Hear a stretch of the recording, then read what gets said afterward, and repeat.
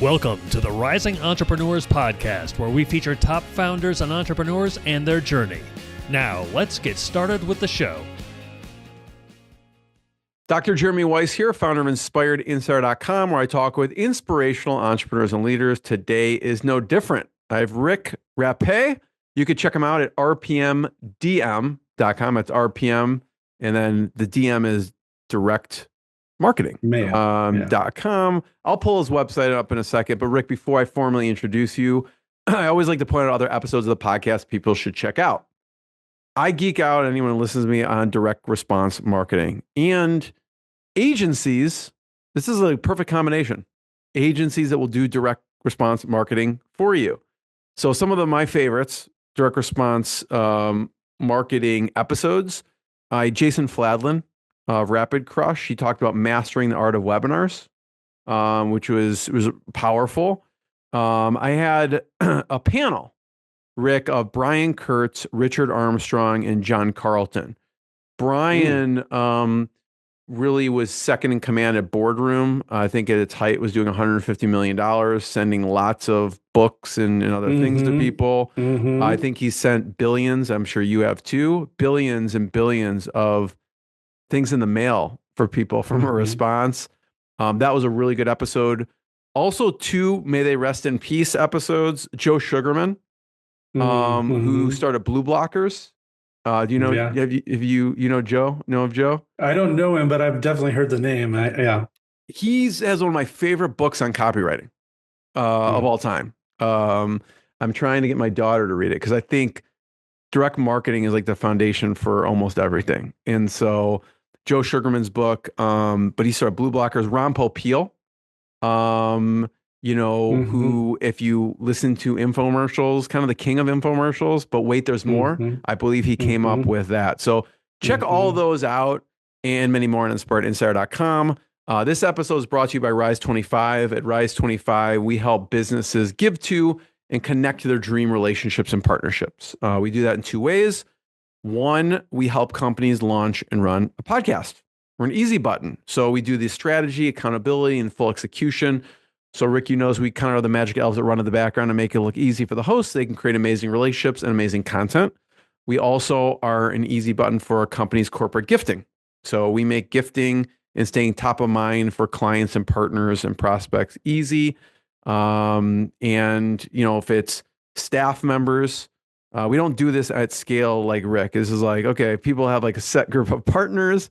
If they have a set group of clients or a set group of staff that they really want to just show some love to, we will set up, gifts that go out on a certain cadence so that people get some nice things in the mail. We like to send food, actually, because I like to get food.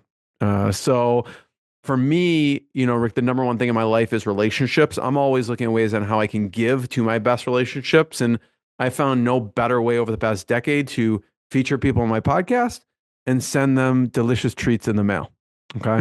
So if you are thought about any of these things, go to rise25.com or email us at support@rise25.com. If you send me treats, I will definitely be your friend. You are going to get treats. So just wait. Absolutely. I'm excited to introduce Rick Rappe. He's a direct response and direct marketing expert with over 30 years experience creating and managing some of the most successful direct mail campaigns, sales channels in the country for companies like AT&T, DirecTV, LifeLock. And actually, we'll talk a little bit about in 2007, he said this, not me. He escaped the corporate world. Okay. And we'll talk about what that means. But Rick and the RPM team really believe, it's not even believe, it's true. Direct mail should work harder and cost less. And they deliver smarter, more profitable campaigns for their clients. I say this, Rick, even if you look at the top companies in the world, digital companies, Google, right? Guess what they do? They customers, they send direct mail. I've gotten it.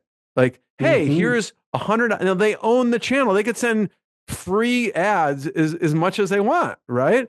But they send direct mail. I've gotten gift certificates. Hey, get $100 free if you start this ad campaign, right? Because it works. So, Rick, thanks for joining me. Well, thanks for having me. This is going to be fun. So let's start off with I want to get inside your head on all things direct mail, what works, what doesn't work, but just start off talking about RPM and what you do. And I'm going to just share your website as you're talking. Oh, thanks. Yeah. We're a small direct marketing agency. We're highly focused on direct mail for companies that want to build profitable direct mail programs and scale them up into direct sales channels. We come alongside their marketing team and provide expertise and resources and all the services that they need to build winning direct mail programs very quickly and efficiently. So we really believe in the power of direct mail, and we've stayed very focused on direct mail. And that allows us to really be higher performing, I think, than a lot of other places where they can, get direct mail done. Um, One of the things that we've noticed is that there's a lot of people out there in the world that will help you with your direct mail, from the corner printer to ad agencies to everybody says, sure, we do direct mail.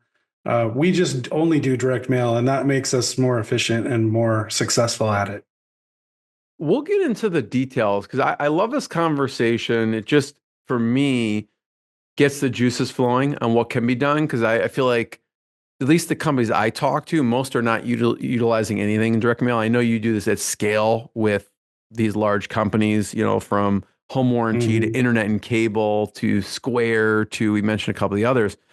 What are Right. some of the coolest things you've sent or seen sent Hmm. throughout your 30 years through some of the campaigns that you've run? Oh boy.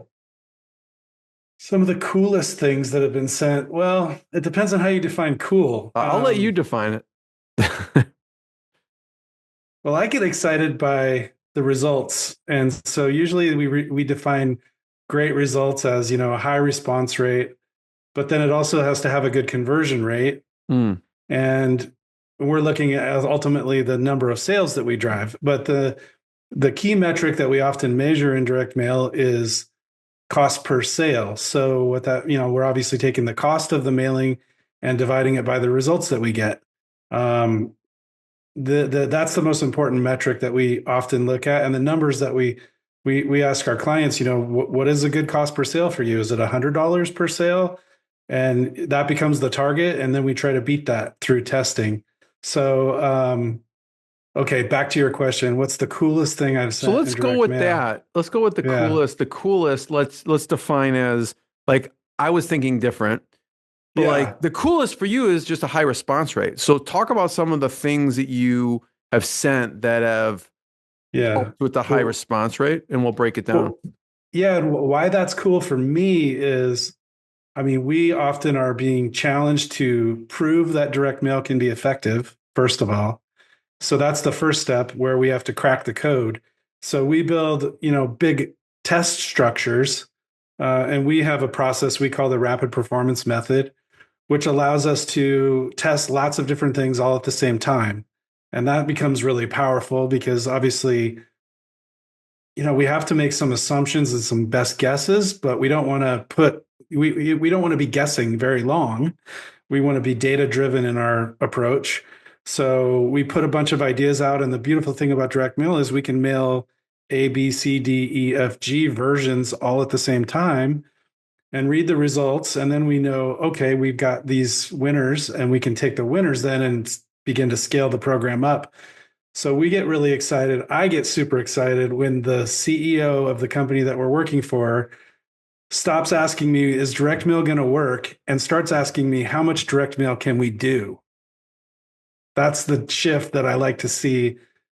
And I get super jazzed. And I think that that's super cool when they go, oh, this is actually working. And we can repeat this and scale this. And it becomes very exciting because then we're not talking about projects. We're talking about a sales channel. And that's a whole different story. Talk about the rapid performance method. Sure. Yeah, the rapid performance method was kind of developed over many years, and it's an approach of testing um, offers, creative ideas, formats, as well as list segments and list targeting. Sometimes we different segmentation approaches. So we put all of that together into a matrix and we send it out and test. And then we're using some, obviously tracking and analytics on the back end to get a read on the performance of that program as quickly as possible so that we can leverage the learning and move forward into something that is that is going to be predictable, going to be more proven, and then moving in that right direction. So it's just a way to accelerate learning, really. Too many people approach direct mail the wrong way, and that is like, hey, let's try a postcard, and they throw one postcard out in the mail and it doesn't work, and then all of a sudden they're like, well, direct mail doesn't work. Well, that's not right. You just didn't do it correctly. So our approach is much more the proper way, the scientific way to find the needle in a haystack. And it can be done very consistently if you do it the right way. And that's why the rapid performance method was created. Let's talk about mistakes, right? You brought up one, hey, I'm just going to send like 10 in the mail and it's going to, I get the same thing with podcasts. Like I tried doing 2 podcasts. It doesn't work. I'm like, well, that's not, yeah, I agree. Yeah. Right. And then we're Right. like, what's your sales cycle? Well, it's 6 months. Like, okay. So you did one, so the mistakes you've seen, people Yeah. just try it, Right. send a very low amount in a postcard and they say it doesn't work. What other mistakes do you see people make? Yeah. The postcard approach is a mistake because there's a time and a place for postcards, and they're not the best solution for everything. So we see a lot of people do postcards because they're super easy to execute and quick. So they're low cost, and you can do them kind of yourself at low volume. So we see a lot of people make that mistake, and it's like, well, postcards didn't work. Well, that doesn't mean that there isn't a solution that's going to work for you and for your product. Sometimes we need a letter package and more real estate to tell a story and have multiple pieces that people can engage with rather than a postcard. So that's one thing. We just see a lot of people make the mistake of really not testing nearly enough. They go with a list source that sounds good. The problem with the list world is it's kind of a black box, right? Like okay, I've purchased a list. The description of the list sounds amazing. It's got to be the best list. Well, that doesn't necessarily hold true when the performance comes through. So you have to test and learn and measure, and be skeptical sometimes. So that's another thing. I think there's a lot of people out there who just think direct mail should be pretty easy, so they discount sort of the experience of working with somebody like myself who's been testing and measuring things for 30 years. And they sort of think, how hard could it be? It's just sending a piece of direct mail out like that. What's difficult about that? There's a lot of little things that can trip you up. I mean, there's a lot of problems that can really impact performance. We had a client that a long time ago that did a minor tweak to one of their winning direct mail programs. And like their call to action was like, just call now. And they changed like one letter to like, you must call now. And instead of just call now. And that one letter like caused a major decline in performance. So there's some little things that can trip people up. So I don't know. I'd like to encourage people to work with an expert since I am one. Yeah. Let me just recap that for a second. Here's what I got out of it. Yeah. Some things that trip people up are mistakes they make. One, not having good copy. And that includes like a bad offer. Even like a good offer can be turned bad very easily. Sure. You know, Yes, I should have mentioned offer. You're absolutely right, because offer is the huge driver of direct mail performance. And I like to say a great offer, you can mail it with black ink on white paper and creative doesn't really matter. It'll perform. You know what I mean? The offer is key. And then if you can have good creative on top of that, that'll also help. But it's not the only thing. And a lot of times people make the mistake of getting really focused on creative or design, I should say, maybe. and they discount offer and they discount copy, and that's a mistake for sure. Yeah, and if the offer is terrible, it doesn't matter in the end. You If know? the offer's terrible, you can mail something that looks amazing and is written by the best copywriter in the world, and it won't perform Yeah. exactly. Well, that's So, why what's interesting is like if any one of these things is not functioning on full cylinder, it's not going to work, right? And you mentioned yes. bad list source. It doesn't matter if you have the best offer, best copy at all, not going to work, right? Not testing obviously is a big one. Well, through testing is where we can find the intersection where all of these individual elements come together and mesh and create the best possible combination. That's where the magic happens in direct marketing is when you've got the winning copy platform, the winning design, the winning format, the winning offer to the winning list. There you go. That's going to be a magic piece that performs two, three, four times the performance of, other things. Yeah, and you mentioned too, sometimes it's the wrong format of the mailer. So like a postcard versus a Mhm. letter versus Yep. an whatever, like a colored envelope or whatever it is. And that's kind of where I wanted to start in the beginning, but I'm glad you kind of took me to the metrics piece. Hmm. What are some other things? And maybe we'll take an example. I don't know if we should take, the warranty, home warranty example or internet cable, just to give people an example of what are some of the things you do send in the mail. Yeah. Yeah. Well, we send all different types of formats. The internet and cable, I will use an internet and cable company example where they rely heavily on postcards, or they have. Many companies do.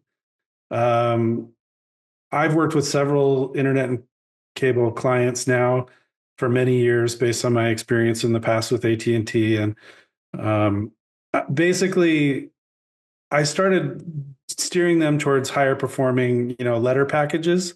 And then one of the biggest breakthroughs I found for internet and cable companies, to be honest with you, was to try a mini catalog, an 8-page or a 12-page mini catalog, like almost like you'd see like a product catalog.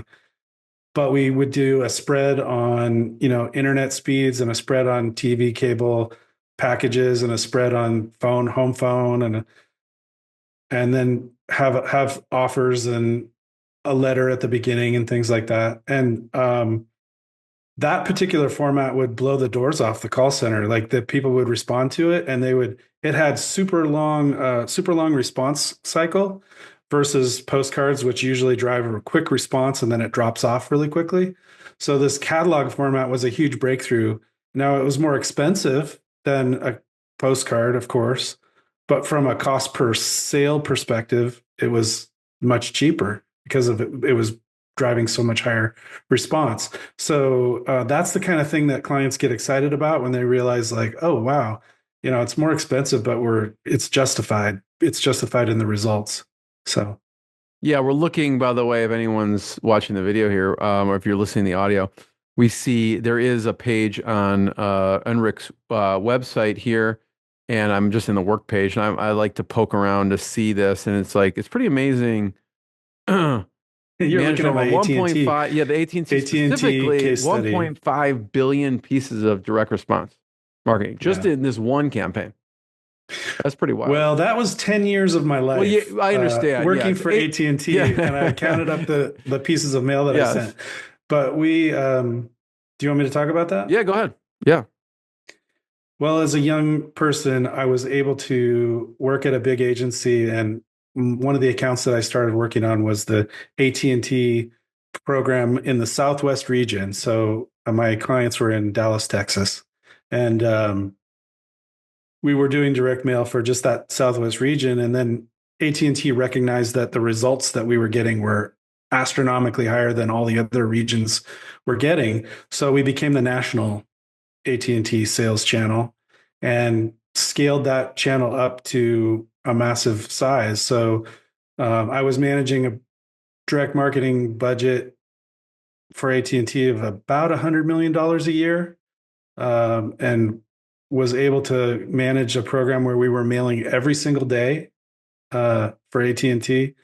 and did that, kept that program growing for over 10 years. So that was a very, very successful program. And it became like, I would say, probably driving 20 to 25% of AT&T's total sales was from direct mail back then. So Wow, it was a that's great pretty learning amazing. experience. That was probably that was obviously a really fantastic learning experience for me to be able to use that much, have that much budget and test and measure and do anything that I wanted in the course of things. I'd love to hear, Rick, and we'll talk about there's some guiding principles that you took from this AT&T that obviously you bring into RPM. But I do want to talk about what has surprised you either on the good or bad side. Like to me, it seems a little counterintuitive maybe to, okay, we're going to send a bulkier, bigger catalog and get better response, right? Yeah. What have you been surprised with? Like, oh, you're like, I think this may work, but may probably not, and it really worked, or on the Yeah. flip side, oh, this is going to kill it, and then crickets. Um, What yeah, surprised that's you? a good question. You're going to make me figure out what my biggest failure was. Um, Exactly. I can tell you some of the six. I'm going to focus on the first part of your question, the Okay, go ahead. successful things. Uh, we like to develop formats that have little interactive elements. So, like, instead of a self mailer that folds together perfectly, we'll have like one panel that's off and has kind of a reveal edge. That little tweak makes it kind of easier to open and also makes it more interactive. And those things can really help response.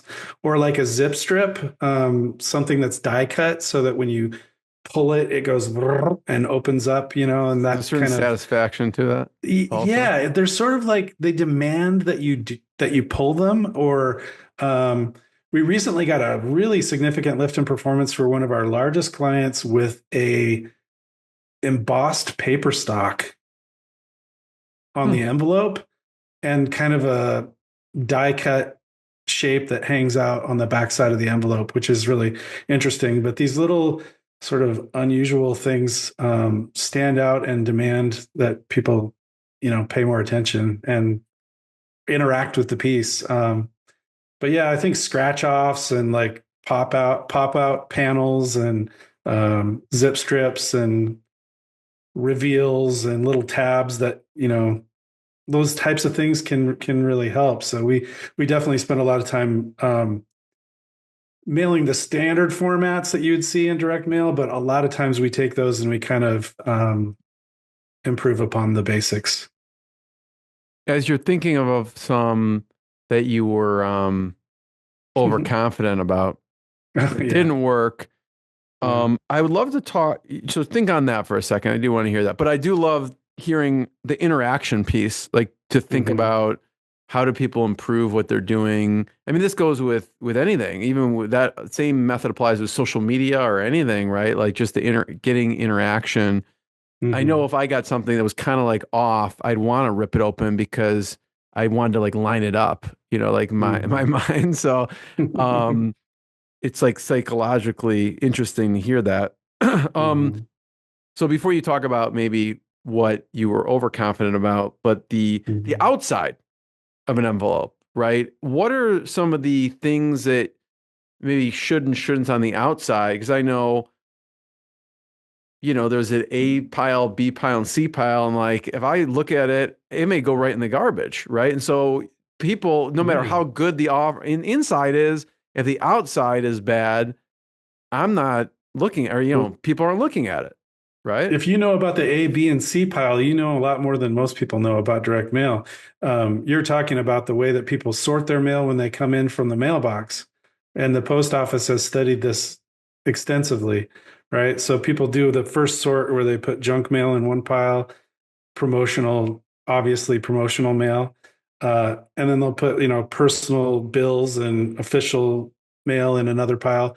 And they'll put like personal correspondence, greeting cards, those types of things, and personal letters in a third pile. And that's, obviously everybody does it a little differently. But yeah, that's good that you know that. That's interesting. As far as the what on the envelope works, Yeah, like how Yeah, do you thinking get about your those. stuff into the B&A file, right? Like you Yeah. Yeah, well, promotional envelopes can work with the offer right on the outer envelope. That's okay sometimes. And it certainly is something that we do, and it performs in certain instances and for certain clients, certain offers. We use that approach in internet and cable quite a lot. Other clients, for example, like the home warranty client that you mentioned, we do much more official mail for them. Things that get into a pile that, where the initial reaction is sort of, what the heck is this? Like it's something official. I got to open this to figure it out and find out more. So that is a much more effective approach for a lot of clients, that official or stealth approach, we call it, where it's just not, there's nothing on the outside. That even for the AT&T program that I mentioned, where we were essentially giving away, free phones, we were using oftentimes a stealth envelope. A blind stealthy envelope was like our top performing control package for many, many years. So when you say stealth, just describe it. I think there's no like return address. Like talk about the outside, what that looks like for people so they can visualize it. yeah, a stealth envelope would be something that's, yeah, like doesn't really say, it doesn't have a brand on it. It's like got a return address only. And it might have a stamp on it so that it looks like, you can't necessarily tell that it's direct mail, or as easily tell it's direct mail, and no copy on the outer envelope at all. So that's a top performer for a lot of clients out there. I mean, if you study direct mail, it's very widely used. Have you found people, Rick, using any handwritten technology with outside? Because like when I think of getting in the A pile, right, it's like almost like a handwritten address Yeah. thing. And maybe that gets into the AI conversation, which we were talking about before we hit record of like how is, AI changing direct mail? But talk about that Yeah. for a second. Handwritten direct mail has been around for a very long time, believe it or not. It's not anything new, but it's definitely something that works. And, we use sometimes handwritten elements in the direct mail piece where you, like on a letter, you might circle the offer and have little call outs in the margin. Those types of things can work really well. And a handwritten envelope is, we can obviously now we can kind of mimic the look of a handwritten font. Um, but there's actually companies out there that use pens and have computers that will handwrite. And there's even ways that you can actually have people do the handwriting and actually write the address block of your letters. So there's a wide variety of ways you can do that. But yeah, we do a lot of packages. We have done a lot of packages that look like greeting cards, and they're very convincing. And that's one of the ways to make the greeting card package work, is to make sure that on the outside it is very convincing. So We'll talk about how AI, some of the stuff on AI and how AI is changing direct marketing, but I still want to go back to anything that you thought was going to work really well and yeah, didn't. yeah, Because yeah, yeah, I've gotten, you know, 10 different copywriters, response marketers in a yeah, room talking, and it doesn't, even the best ones in the world will not, they'll like think it's going to work and it doesn't for whatever mm, reason. Maybe it's a list, yeah, maybe it's what was sent. I don't know. So what was yeah. on your list of like, this is definitely going to work, and then maybe it just didn't work like you thought?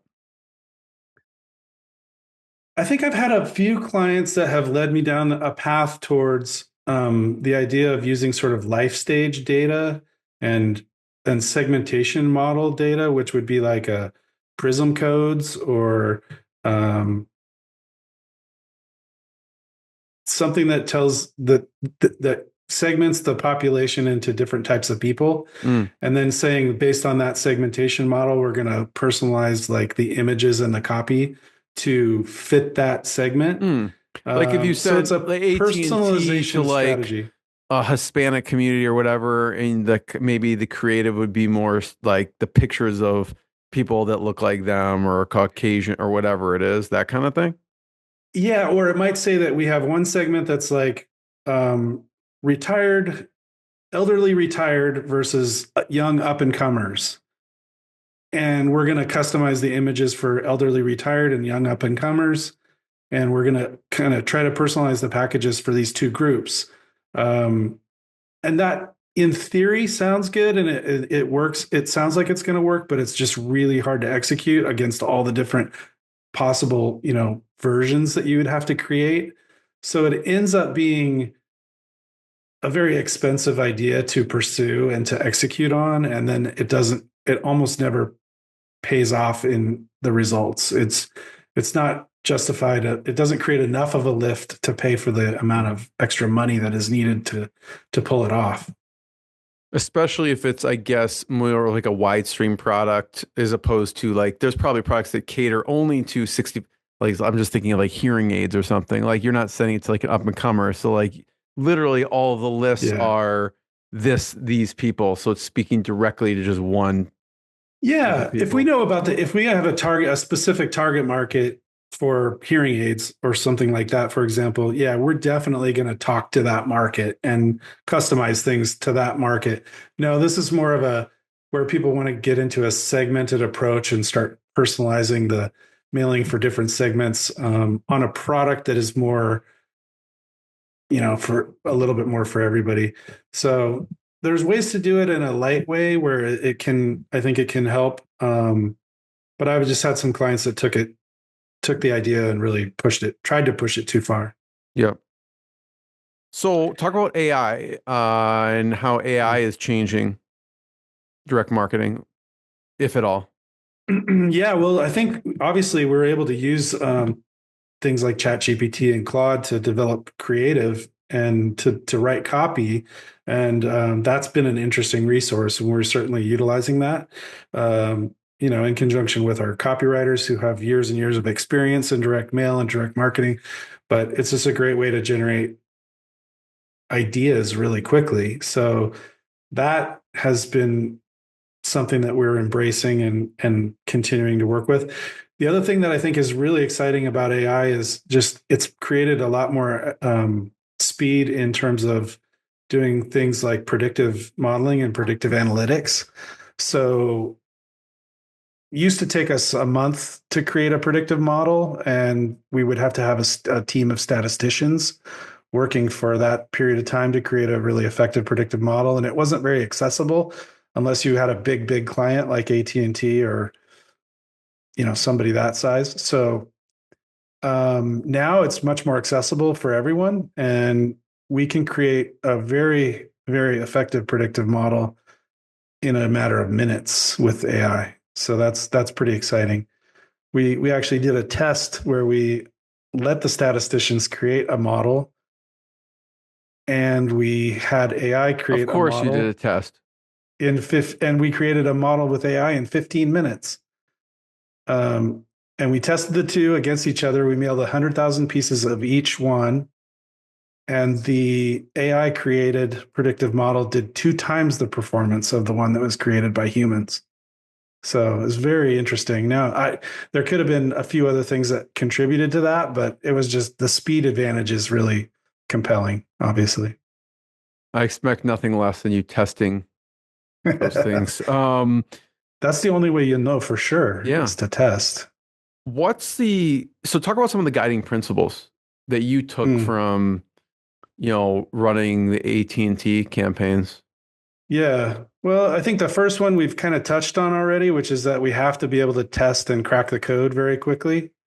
And even before we have to get into a test, I should mention one of the most important guiding principles is establish a clear objective and make sure that the metric that you need to hit is very clearly defined. Cost per sale is a very good metric to use in direct mail. That one obviously includes performance metrics, but it also includes the cost metrics. So I'm a big advocate for that. And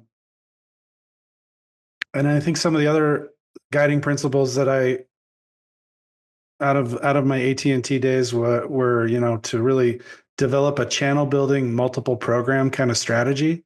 So understand this is what we're going to do at this stage, and then the next stage we're going to do this, and the next stage we're going to do this, and there's a process to building a channel. staying in the mail consistently is a very important guiding principle, especially if you're working with a sales force and you're integrating with a sales organization. Um, Continuing to maintain that steady lead flow so that they learn to work the leads and convert the leads effectively is really important. And the other thing I was going to mention is just managing risk. We obviously, once we have a winning package, we want to make sure that we protect that and stick with it and don't tweak it and don't break it. But we also want to take, so 80% of our mind is saying, don't mess with the control package. It works. 20% of our effort, though, can be what else should we test and continue testing.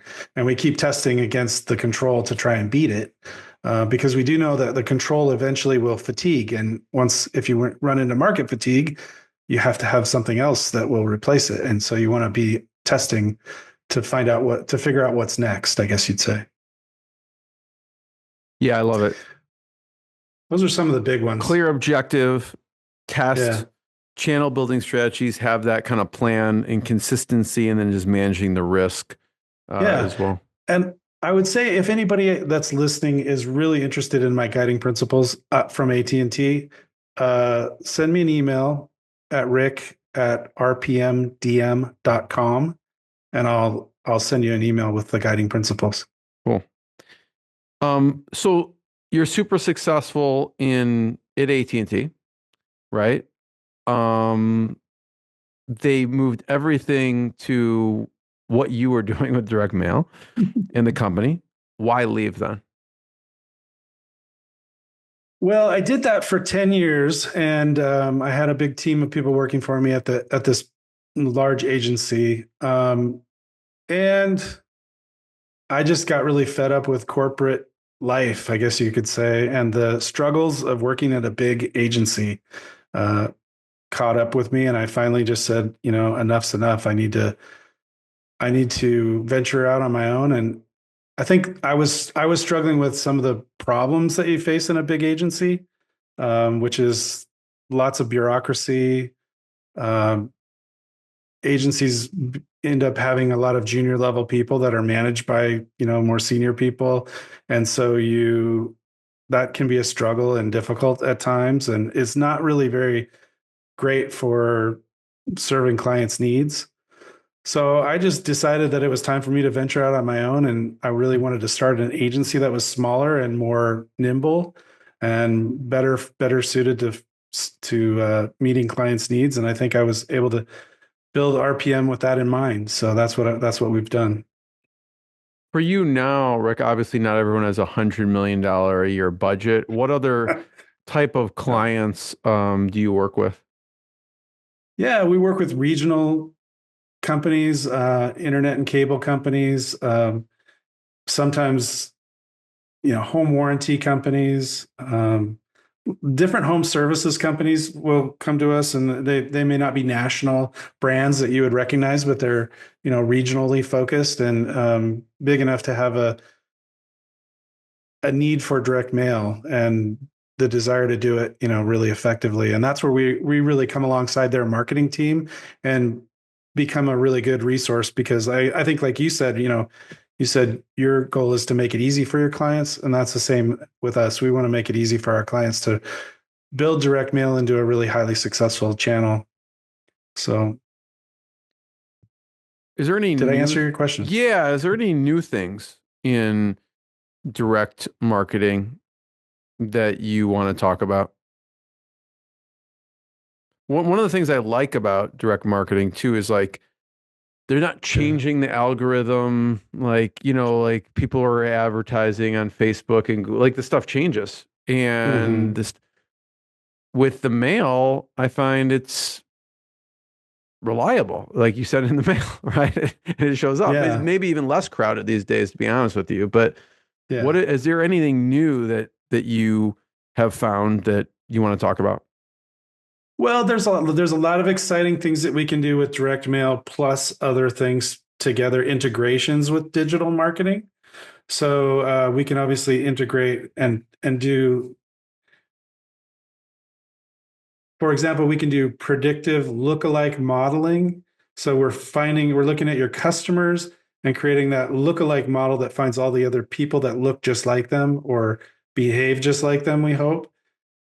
And then we can target them with direct mail, but we can also target them with TV, radio, digital display at the same exact time. And so that we can actually find their devices in their household and kind of create a symphony effect where everything's landing at the same time. That's obviously a powerful tactic and can be really effective. It's one of those things where you also have to be aware of like how much does it cost, because it sounds great. It sometimes isn't as great as it sounds because of it's expensive, but you're maximizing your sales by doing all that at the same time. Um, what else is new? I think there's a lot of innovation right now in terms of how things are being produced. So there's a lot more that we can do with high speed digital color personalization. There's things like that that are just changing and making mail more cost effective and bringing the cost down, or at least keeping the cost the same in an inflationary situation. So those are some of the things that come to mind. I wish I could In think the of more. target of like, TV, radio, digital, is that basically, are they having to interact with the direct mail first, or how, like are they snapping a QR code? Like, how does it work? How are you doing that? In that particular in that case, we can target without really them having to do anything. So before they've responded, we can hit them right leading into when they're going to get the Mm. direct mail piece with digital impressions and TV impressions and radio impressions, and then even right after they hit the mail. So it's kind of like hitting all at the same time. It's really a Um, multi-channel approach. Yeah. multi-channel, omni-channel Without approach. them Yeah, even having to take exactly. an action. Right, right. But oftentimes, what you were saying with QR codes, I mean, there's lots of ways to integrate direct mail with digital as a response channel as well. Obviously, we use QR codes on a lot of things, use URLs to drive to web pages, and sometimes we even integrate video into a direct mail piece through use of a QR code. We can even buy a particular format of direct mail that has a screen and includes a video in the direct mail piece itself. That one's pretty slick, and that's something that we would like to do more of. It's very interesting. Um, First of all, Rick, I have one last question. And more along just mentors of Mhm. yours through your business career. It could be colleagues, mentors, and what you've Mhm. learned. But I do want to just point people, if you've been seeing the video, if you haven't, you can check out Yeah, rpmdm.com to learn more about yeah. Rick and the company, and to check out the work Mhm. they've done and some of the methodology that we've been talking about. Mhm. Um, and since, we're both a part of EO, I always like to ask, mentors, and some maybe lessons you learned from some of those business mentors. Yeah. Well, in the direct mail world, I worked at an agency for a period of time called the Kern Organization, and I worked with the founder Russell Kern, and I would say he's been a mentor of mine. I'm excited because I'm actually going to have him as a guest on my podcast, and he's a leadership consultant now because he was very successful at the Kern Organization, and he has sold that company to a bigger, New York holding company, and so I'm excited to talk with him as he's one of my mentors for sure. And I think he literally wrote a textbook about direct marketing. So um, I'll have to look it up. How do you spell his last name? Kern, Okay, Kern. cool. Russell Kern. Yeah, yeah. And then it could be distant mentors too. I know you read a lot or listen to a lot of books Mhm. or podcasts. What are some of the resources you encourage people to check out that you love? um, well, obviously, I would say people like Bob Hacker, Denny Hatch, um, Dan Kennedy. These are some of the gurus of direct marketing that have studied and paid a lot of attention to over the years. Yeah, I remember. I think he sold the company, Rick, but Denny Hatch had What Runs Where, or what was it called? Do you know where he would send you what's been running and how long? Who's You know what I'm mailing what? I think is Yeah, who's mailing who's what? mailing what. Exactly. Mhm. Yeah, totally. Yeah. Love that. And I love, I definitely love the Dan Kennedy stuff as well. Rick, thanks for sharing your journey. It's been pretty crazy. Who would have thought when you started working that you'd be like just running the AT&T and then parlaying that into helping others really be successful with direct mail. So people can check out rpmdm.com to learn more. And also you could check it out, Rick's podcast when you go on his page, and you'll see some legends on there that he'll have on, and they'll talk shop. So I'm looking forward to seeing those as well, Rick. And thanks everyone. And Rick, thanks so much. Thank you. Thanks for listening to the Rising Entrepreneurs Podcast. This episode is powered by Rise 25. Please subscribe and check out future episodes.